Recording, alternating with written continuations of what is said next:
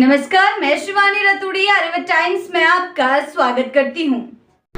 नमस्कार, आप सभी को स्वतंत्रता दिवस की ढेरों शुभकामनाएं। बढ़ते हैं आज की खबर की ओर। स्वतंत्रता दिवस के मौके पर राष्ट्रीय जनता दल के नेता और बिहार विधानसभा में नेता प्रतिपक्ष तेजस्वी यादव ने बिहार वासियों के नाम एक खुला पत्र लिखकर मौजूदा सत्ता पर तीखा हमला बोला है। उन्होंने आरोप लगाया कि बिहार में लोकतंत्र की जड़ों को कमजोर किया जा रहा है और मतदाताओं के अधिकारों पर कुठारघात हो रहा है।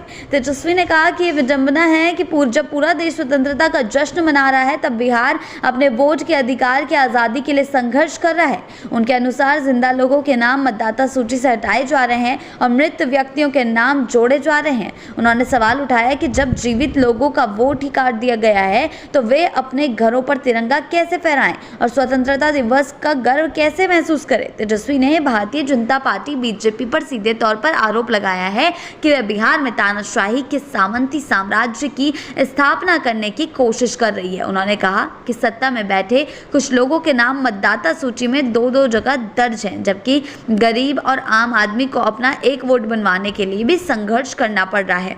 तेजस्वी ने यह भी तंज कसा कि मतदाता सूची में नाम दर्ज कराने के लिए आधार कार्ड मान्य नहीं है, जबकि निवास प्रमाण पत्र को मान्यता दी गई है और निवास प्रमाण पत्र बनवाने के लिए भी आधार कार्ड की जरूरत होती है। उन्होंने सवाल किया कि पासपोर्ट मान्य है लेकिन आधार नहीं, जबकि पासपोर्ट भी आधार के आधार पर बनता है। पूर्व सीएम ने कहा कि बाढ़ में जिनका घर और निवास बह गया है वे निवास प्रमाण पत्र पेश नहीं कर पा रहे हैं, जबकि कुत्ते बिल्ली तक के निवास प्रमाण पत्र बनाए जा रहे हैं। उन्होंने आरोप लगाया कि बिहारियों से उनके ही राज्य में बिहारी होने का सबूत मांगा जा रहा है, जबकि गुजरात जैसे अन्य राज्य के लोग बिहार की वोटर लिस्ट में दर्ज हो रहा है। तेजस्वी ने लोगों से अपील की कि स्वतंत्रता दिवस पर केवल तिरंगा लहराने तक देशभक्ति को सीमित न रखें, बल्कि लोकतांत्रिक अधिकारों की भी रक्षा के लिए आवाज उठाएं, क्योंकि यही असली स्वतंत्रता का अर्थ है।